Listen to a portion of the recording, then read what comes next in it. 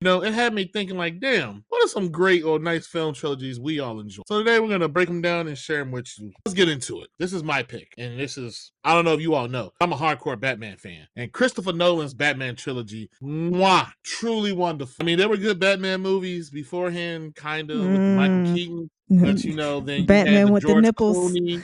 Yeah, you had the George Clooney with the nipples. You had Val Kilmer's, My Feelings and all this. Tommy Lee Jones kind of played in Joker. Oh, I'm sorry, not Joker. Two-Face. Decent Two-Face, but it was just, they weren't taken seriously. And then Batman Begins came out, and it was dark. It was contained. I fucking loved it. Then the Piece de Resistance, Dark Knight. There is no one in the history of cinema, no film buff who watches movies, does not know the Dark Knight movie. This is the movie that set Heath Ledger's career and then also ended it. He passed away after this role. But it's because of him. Anyone that dons the moniker the Joker, they have a huge high bar to set and huge boots to fill. And to this day, they have not been. No one has measured up to him. And it's come to a point, people are like, yo, stop casting Jared Leto in films because he's just not doing it right. Now, I will admit, The Dark Knight Rises, the third film, that was a little, at least in my eyes. But I get where he was going. And the comeback story, I will admit, Christian Bale, some people think he is not the greatest Batman. To me, I'm like, y'all smoking that stuff because he did a great job. It is reported that that deep voice he did that on his own. That was not edited. That was not a soundbite, anything. He did that on his own through the film. And each film transition between a focus on each villain, and I just loved it. This was one of my all-time favorites. My wife owns this on DVD. I own it on Blu-ray. I am a huge Batman fan, and this was my first pick. Trice, what are your remnants and feelings and memories of Christopher Nolan's Batman trilogy? Yeah, so when we was going through trilogies, I let my cousin go through his picks first, and he already had picked Batman, which was pretty top on my list, so I had to remove it. But yeah, the trilogy is great. Chef's kiss. It did very, very well. It had a very much cultural impact, and it brought Batman back from being kind of a laughingstock and an afterthought. So these Batman movies really did. Cause I remember being young watching the Clooney with the nipples with the girl and with Robin, and then old boy I'll Be Back being the Iceman dude, and what's the name from Liar Liar being the joke. I remember all that as a kid, watching that as a kid, and I just wasn't interested in those Batman movies, honestly. I know I might get some flack, but as a young kid watching those who really didn't understand anything about what was a good superhero movie, I was like, okay. But when I saw these when I got older, I was like, oh, this is good. This is some good shit. So I hold this trilogy very, very, very high, and I have high regards. And baby Christopher ain't missed yet with me. I don't know a movie that he made that I didn't enjoy. Yeah, Batman trilogy, especially with old guy playing the Joker, I hold him and his performance in such high regard. I know Phoenix had his moment with the Joker, but outside of that, I have not enjoyed a Joker that's been in these more recent Batman films, and I'm just going to be honest in that, just because I just hold the Joker from this series in so high regard. So, and probably nobody is ever going to touch that performance ever in my mind, and I can already say yes, I'm very biased, but he did such an amazing job, and it's unfortunate with his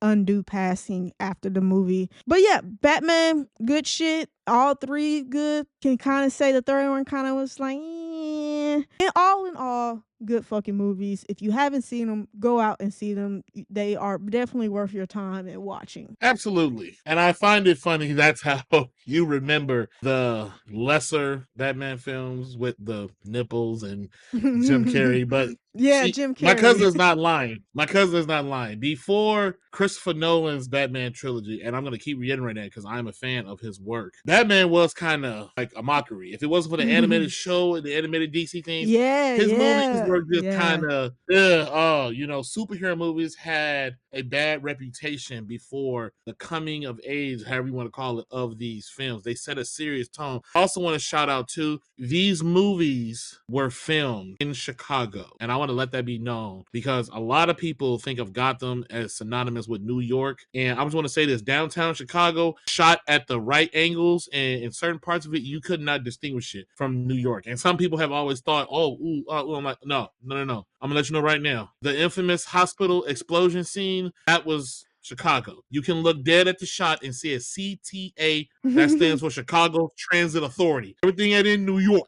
But absolutely, yes, this is a huge, huge favorite of mine. And it's sad because we probably won't get any more good Batman films for a while. Michael Keaton is old and settling down, and Christian Bale has come out and saying he will not do anything Batman or anything superhero more unless Christopher Nolan is attached to it. Christopher Nolan has already said he has moved on from this and is doing his own thing. He does not want to be tied to a pre-established lore or anything. But hey, time will tell. But move on to the next one. All right, so this was one of my first picks. This goes in no particular order. This is not from best to worst or worst to best. So just keep that in mind. These are just as we just want to talk about them. So, but the Matrix trilogy follows Neo, a hacker who discovers that the world he knows is actually a computer simulation called the Matrix, created by Sentinel machines and to control humanity, guided by rebels like Morpheus and Trinity. Neo learns to blend the rules of the simulated world and confronts both the opposition system and his own destiny as the one. The sequel expanded the war between humans and machines, introduced at the last human city of Zion, and explored deeper mental and external reality themes and about choice, control, and reality. So Matrix 1 came out in 1999. The Matrix Reloaded is 2002, and I don't know if this is a typo, but the Matrix Revolutions came out in 2023,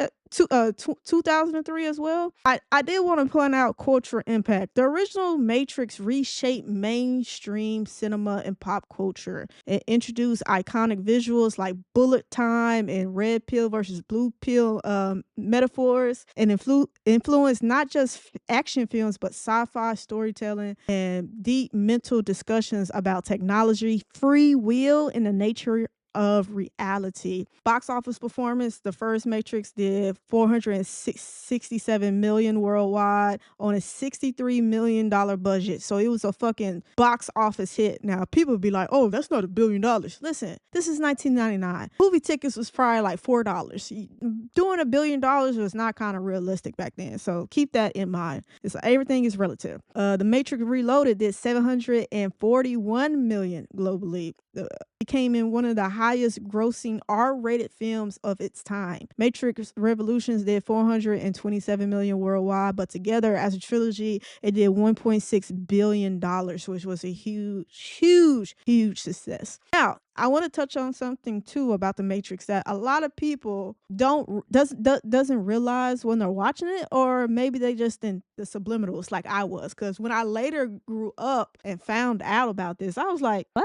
But the Matrix had a very religious and spiritual messaging throughout all the films. Neo was a messiah figure. Neo is framed very clearly as Christ-like savior. You know, he is referred to as the one. He performed miracles like stopping bullets and reincarnation, sacrifices himself to save humanity, dies and is reborn. Even his name, Neo, referred to as the one and the son of man. Rebirth, salvation, and all that. Across the Matrix Reloaded and Matrix Revolution, characters are reportedly reborn, live in the pods, re-entering the Matrix. Salvation comes through awakening, not violence alone. Neo's final act is a self-sacrifice to restore balance. This mirrors Christianity ideas of redemption through sacrifice. And Buddhism references, the trilogy also leans heavily into those different religions as well. Reality is an illusion. Enlightenment comes from letting go of fear and ego. Neo doesn't win by force, he wins by understanding the system. The idea isn't destroy evil, but restore balance. Another thing that it touches, the world is a false construct. Hidden knowledge frees humanity. The machines machines act like false gods. True salvations come from knowing the truth, not blind faith. Red pill is essentially forbidden knowledge. Xeon, the last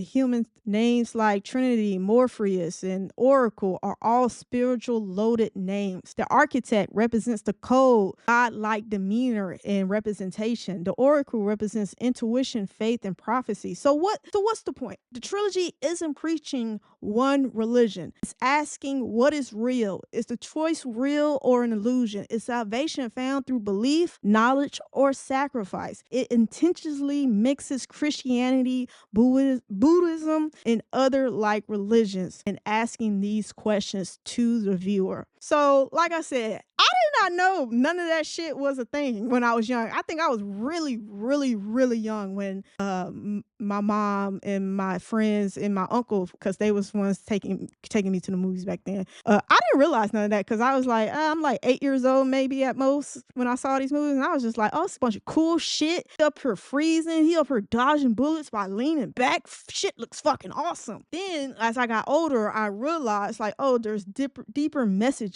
that I just didn't pick up on. But Matrix Trilogy, and I know there's another one after this. I don't give a fuck about that. I do not condone or acknowledge that movie. They really did shake up movies at its time, and it's very much regarded as A to Z well-told story, well-told relatable story for Neo, and a lot of people can understand the struggles that he went through over these 3 movies. But yeah, Matrix top tier, baby, chef's kiss, and I ain't got nothing really bad to say about the trilogy. Like, only thing bad is that fucking movie they try to make after this, and I was just like, what are we doing? But other than that, chef's kiss, baby. You got anything to say about the Matrix Trilogy? Yes, and I'm going to double down 100%. I didn't know what the fuck I was watching when I watched this movie as a child. It was shit happening, people flying, bullets swirling everywhere, a black bald dude handing out pills. I didn't know what was going on, but I know I enjoyed it. It had a great soundtrack. I will say this. My cousin is 110% correct, because still to this day, it took me going to film school and talking to an old buddy of mine from my later 20 years to realize the over religious tones in these movies. And I was like, how did you get that from that movie? This guy's talking about, man creating AI and machines, wink, wink, and overtaking, they're trying to free people and all this. Where do you get Jesus from? And all this other shit that you're talking about.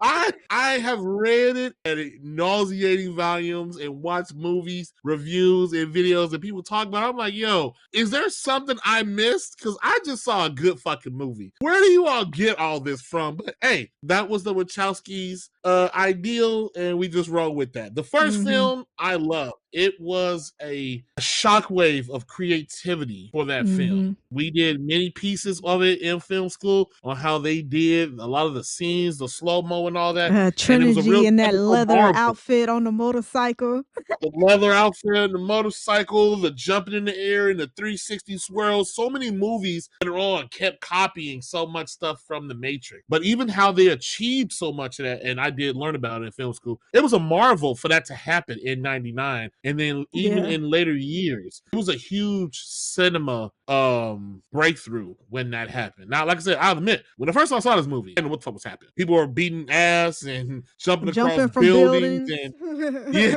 doing kung fu and downloading it to their head. Emptying clips and dodging bullets. Dudes talking about some, when I go plug back in, I want to be rich and all this and dumping phones. I'm like, what is happening? I thought it was a great movie. People picking up a telephone to extract. I'm like, what the fuck? Yes, that was so confusing. But I was like, yo, it's cool. People don't even remember this, but you can go look this up. The Matrix was so popular. The phone that they used, that little phone that he would pick up and then slick, open up, and they made that in real life. It was limited. I can't remember what the carrier was. They made that one, and then there was another one. It was designed specifically for the little digital icons, little stuff they had in the film. They made that too. The Matrix, huge. Yeah, so Matrix huge. games. Yes. Most of them were terrible, except for The Path of Neo, that was the best one that everyone loved. Of course, most movie tie-in games were terrible. I don't think that's really changed. It's gotten better. Yes, The Matrix was great. It was a good movie. Now, to add on, to confirm something my cousin was saying, I do believe you are correct. Reloaded and I think Revolution came out in the same year, I think is what you was asking. One came out towards the beginning, and I think the other one came out towards the end. And they did that because the Reloaded, since it was so many years after the first one, they didn't want so much time to go again and people lose interest or like, yo, what's happening? So they took the time, made the sequels, and then you got to the beginning of the year. The other one got it was kind of a little convoluted, I will admit. Towards the end, it kind of felt kind of Skynetty, Machine City, etc. But I will say this: hearing about the religious overtones of the film, then going back and you watch the Matrix Revolution, and when you get to Machine City, you're like, okay, I get it now. When the machines go to make that weird face, but to me, I was like, I thought it was a giant baby's face. So that's what I'm saying. Like, I don't get where people got these comparisons from. But I'm just like, hey, okay, if that's what they were going for, I missed it, and I still missed it. This was a great trilogy and a great cinema. This is a good pick. Are you not entertained?